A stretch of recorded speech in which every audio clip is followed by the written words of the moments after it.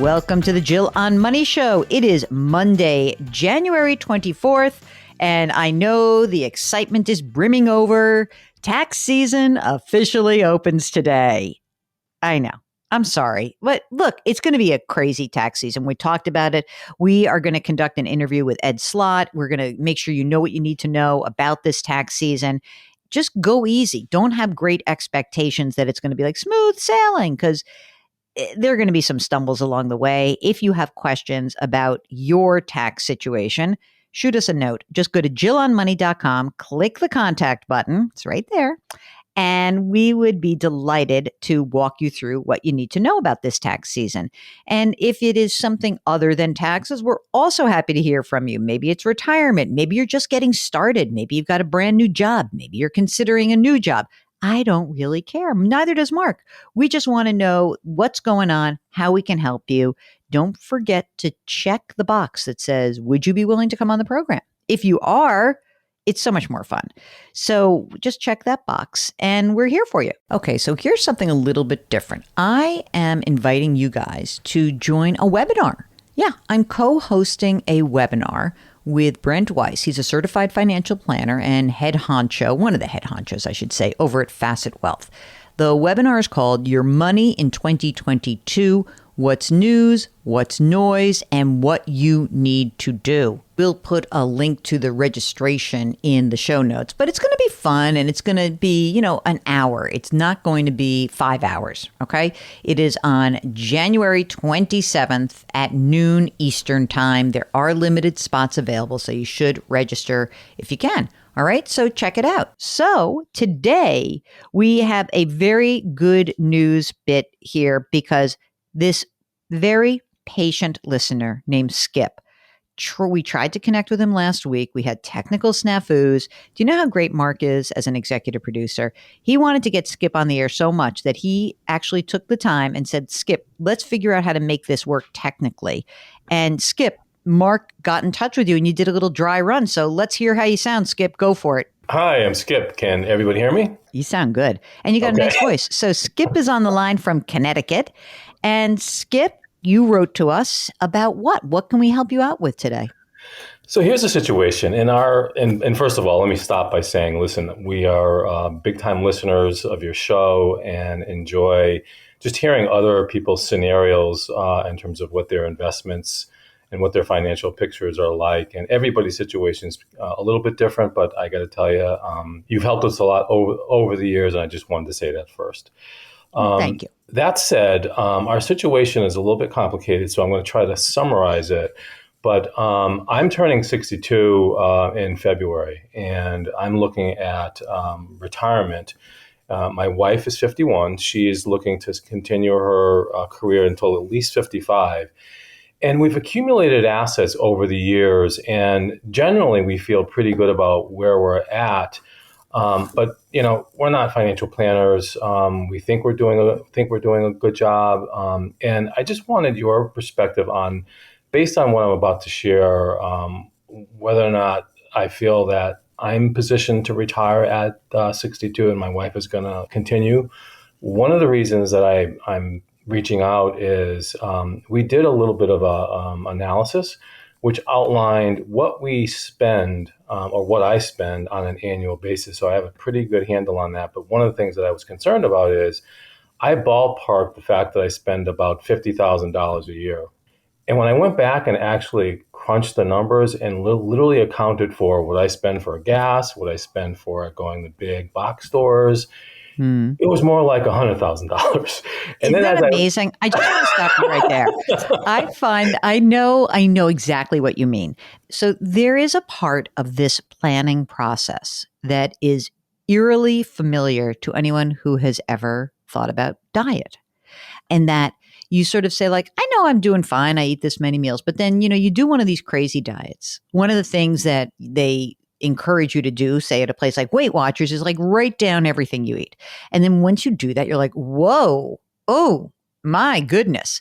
I think it's the same thing with spending money. I mean, I know that there's a part of it that makes you feel a little compulsive. Like when I say to people, how much do you need to live on? And people are like, well, I don't really know. And I said, well, you should account for it. And then you sound like a miserly, weird person because you're trying to account for every penny. So I am not the kind of person who thinks that you should drill down and stay on top of this every single day. But as you just learned, it is easy to bury certain expenses. And unless you really account for them, you don't get a good picture of what your need is. So I am not trying to create like compulsive penny by penny counters in all of you. I'm just trying to get a sense of what we need so we can figure out what you need to do next, right? So if it's not 50 grand a year and it is 100 grand a year, there's no judgment there. It's just like, we want to know what the number is. So where did you find of that extra 50 grand? What did you miss in the analysis? It really, I don't know if it was a miss so much as I come from humble beginnings in terms of my background, and $50,000 to me is a lot of money. And so I ballparked it in my head. Oh, interesting. But then when I really peeled away the onion and I looked at everything that was coming out of our bank account, and I'm old fashioned, so I take a certain amount of money out of the bank a week. And if I run out of that money, I don't take out more. So I know the drawdown rate or the burn rate of which I'm spending on a monthly basis. And when I took a step back and I completely tallied that up over a year's worth of withdrawals, it showed a very different picture than what I thought. All right. Well, I'm glad we know the picture, right? Like, so that's good. Yeah. Let me ask you something, Skip. How much do you earn right now? About $180,000 a year. Okay. And how about your wife? How much does she earn? $190,000 a year, and she gets roughly about a $70,000 a year bonus. So it's really like she's making at least $250, basically, right? Yes. Okay. Yes. And you're both contributing to retirement plans? Yes, we max out. Tell me about the money that you guys have saved. So what's in your retirement plan right now? So it's in my retirement plan is with respect to our IRAs, it's about a little over $1 million. We have liquid cash in the amount of $950,000. And then I have a pension that's the present value is roughly $800,000. What's the monthly that you could draw on? 100% JNS, I'm estimating about $35,000 a year. Is your wife going to be entitled to a pension as well? Yes, she'll be entitled to a cash balance plan pension. Okay. How much is the cash balance? My cash balance is 100. Yours is 800. What's hers? No, the pension is $800,000. I also have a cash balance on top of that of 128,000. Oh my. Okay. And what about hers? She has a cash balance plan of $135,000, and her IRAs is $1.4 million. You said IRAs. Are you lumping that together of like 401k or 403b or anything like that, or do you actually have IRAs? We actually have IRAs. Okay, that's a lot of money. Pardon me, that you have saved. Tell me more about anything else in terms of the investing, savings analysis. Have we accounted for everything? In terms of investments, we have another about $312,000 that are in, I wouldn't call this investments, but I have a fixed annuity and an indexed annuity, which we're using as part of to fund my child's college education. So we're self-funding it. The reason we came into that money is bonuses and things that I got over the years. And I said, I don't want to worry about this college fund. I want to set it aside. So we using those vehicles for that. How old's the kid? He's 5. Wow, dude, you started late. Really late. My God! But you got it going. Only one child? Only one child. Who's your insurance agent who sold you those annuities? How did you get involved with this? I have an advisor that. Do you? That I work with, yes. Do you really have an advisor? Do you have a salesperson? I have both. I have an agent plus an advisor. Is it the same person or two separate people? Two separate individuals. So who sold you these annuities? The advisor or the agent? The advisor. Is this somebody who's a certified financial planner? Correct. And the premise that he used for annuity for college was what? Like, just throw it in here, the money will be here for college versus instead of using the Connecticut Higher Education Trust? No, protection of principal in terms of Mm-hmm. downward market, also to get a little bit of the upside when the Okay. market goes up. Obviously, not as much as you would get if I was Mm-hmm. in the market. When did you put this money in the annuity? 2020 and 2021. Skip, did you ever watch those claymation Christmas time specials where it was like, I'm the heat miser? Yeah, Yeah. yeah. I'm right now, I am the heat miser. My hair is straight up. My Mhm. body is red hot and tingly, and I'm really trying to hold it in. Okay. Okay. And I do not want to throw your advisor under the bus because I'm scared that he's like your cousin or something. So Yeah. who is this person to you? Any real relationship? No, he's an advisor that I've been working with for probably 6 or 7 years now. What else does this guy Okay. do for you? Does he do the IRAs? Yes. Yeah. How much do you pay him? $12,000 a year. Tell me more information. So we have established that you have a boatload of money, $1 million IRA, cash of 950,000. Your pension right now is worth 800,000 or 35 grand a year, joint and life survivor. You have a cash balance of another pension cash balance of 128,000. Your wife has a cash balance of 135,000. Your wife's IRA is about 1.4 million. You got 312 grand in the fixed and index annuities. And what else? Is there anything else I need to know? My wife has a non-qual of 15,000 Okay. and an HSA of 97,000. Ooh, that'll be good when her old man husband needs it.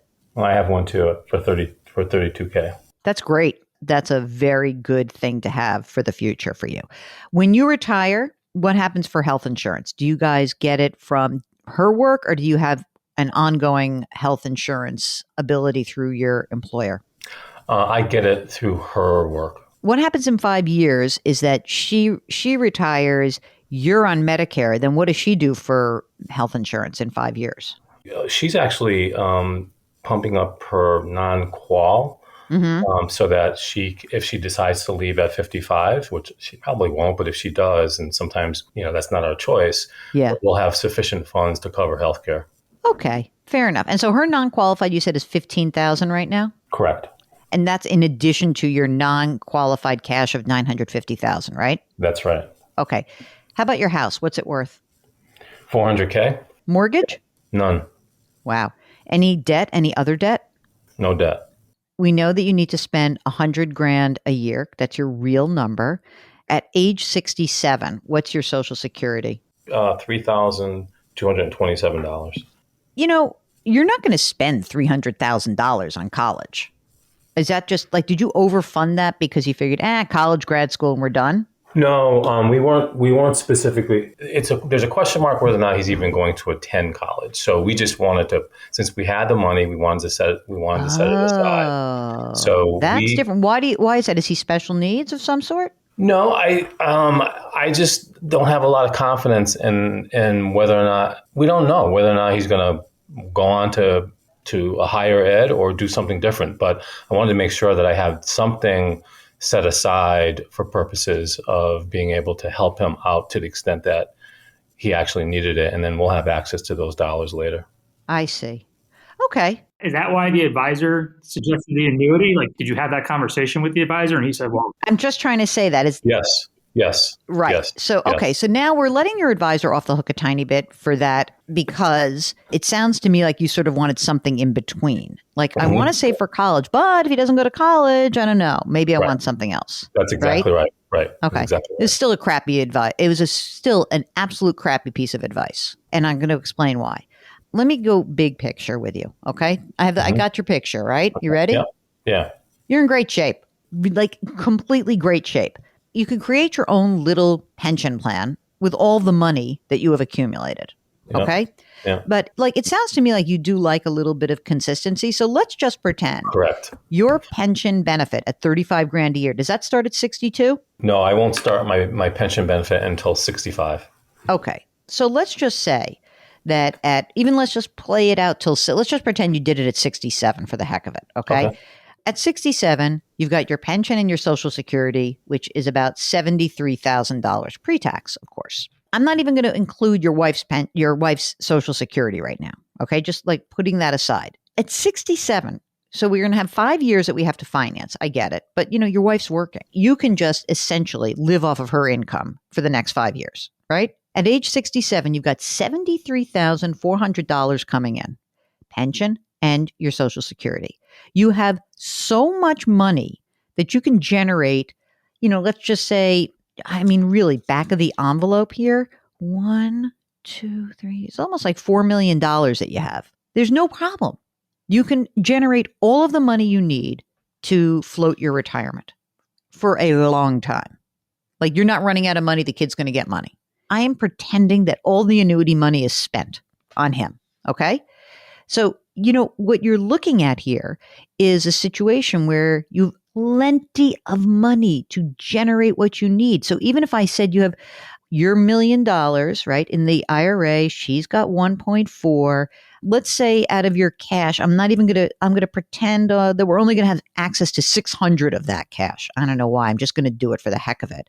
And then 1, 2, like another 250. So I have like somewhere around $3.5 million without, like, in the most conservative estimate. That is plenty of money. You could be like a super boring investor. I could take a withdrawal rate on $3.5 million. Okay. And I could say, look, the guy hates risk. His wife hates risk, whatever. Let's just do a 2% withdrawal rate. Let's just take 2% of that out every year. That's 70 grand on top of the 73 you're already getting. So you could essentially say, I'll get 140 gross. I'll pay my taxes. I got my 100 grand a year. Done. You have no problems. Zero. You are in fantastic shape. You guys have killed it. You've saved a lot of money. You were very smart to marry someone who would float you for your early retirement. So that was good. Super smart of you. You can retire now. There's no problem. So the only wrinkle in this whole thing then is we made a poor decision on the annuity products. No, you didn't make a poor decision. The person who was your quote unquote advisor gave you advice that really wasn't in the best interest of you. It really wasn't. I'm sure that advisor has convinced himself or herself that it is the best advice. No way that's the best advice. Here's what I would have done if I were that person. You say to me, you know what? I'm not sure about college. I'm not sure. Wait, what if he doesn't go? And I say, what's the big deal? Let's put the money in the 529 plan through the Connecticut. By the way, Connecticut has an incredibly good 529 plan. The other part of this that I think is kind of interesting, when you look at the tax advantages for the Connecticut plan itself, contributions to the Connecticut Higher Education Trust are deductible up to $5,000 a year for a single or $10,000 for a joint return. So you were robbed of a great tax benefit. And again, let's just pretend that you said, I don't want to put 300 grand in this, which I would never would have told you to do anyway. But even if you had done $10,000 a year for 5 years, you could have gotten a deduction against your state income tax. Why did we leave that on the table? All right, now, I can't go back in time. Now you have this stupid annuity. The annuity, the clock ticks on that annuity, meaning that there is a surrender charge, which means every time you buy an annuity product, what happens is you have to go through a period of time that passes before you have a fee to get out. Here's the surrender. Okay, here we go. Declining surrender charge based on a 10-year schedule, meaning if you blow out of this contract within year 1, you have to pay a 9% penalty. It goes 9, 8, 7, 6.5, 5.5, 4.5, 3.5, 2.5, 1.5, 0.5%. 10 years where you have a penalty to get out. So we're not blowing out of this thing. You're stuck. And that's annoying to me. The other piece of this, which is even if it were a really smart piece of advice that like you want flexibility, you know how you get flexibility? You don't buy an insurance contract. You keep the money in an investment account that is maybe a little bit more boring in its allocation, but you have access to it. Now I'm locked into this. I'm going to try to. I need to get out of this heat miser mode, right? I really do. I'm in it now with you. and I don't want you to and I don't want to make you crazy either. Like you have so much money that you are thankfully do not have to actually feel so bad about this. You could have made a much bigger mistake. It's not even going to be a problem because you're such good savers. Thank you very much, Jill. Have you done your estate planning? Yes. All right. I'm so happy you talked to us. Thank you for Thank you. hanging with us, and let us know if there's anything else we can do. If you, like Skip, have been given advice about where to put money for education that's not a Section 529 plan, I would love to hear from you before you sign on the dotted line. Okay? Before. So all you need to do is go to jillonmoney.com, click the contact button, click that contact button, let us know what's going on, and we'll get you on the air. And not every state's 529 plan gives you a tax deduction. Before you sign on the dotted line, do give us a holler. Okay? Very good. Now, let me tell you some more business here. Beginning of the week, tax season is opening. Just bookmark jillonmoney.com because we're going to have a lot. I got to write a lot about the tax year, and I'm putting together a post right now. And it's confusing. It's going to be very confusing, especially around that child tax credit. So I know a lot of you are going to have questions about that. So just bookmark jillonmoney.com. And while you're on the website, sign up for the free weekly newsletter. We'd love for you to get that. It's great. And you can subscribe to our sister broadcast, Eye on Money, wherever you get your podcasts. We like to remind you to do something nice for someone else today. And our mantra here at the program is grit, growth, grace. Thank you for listening, and we'll talk to you tomorrow.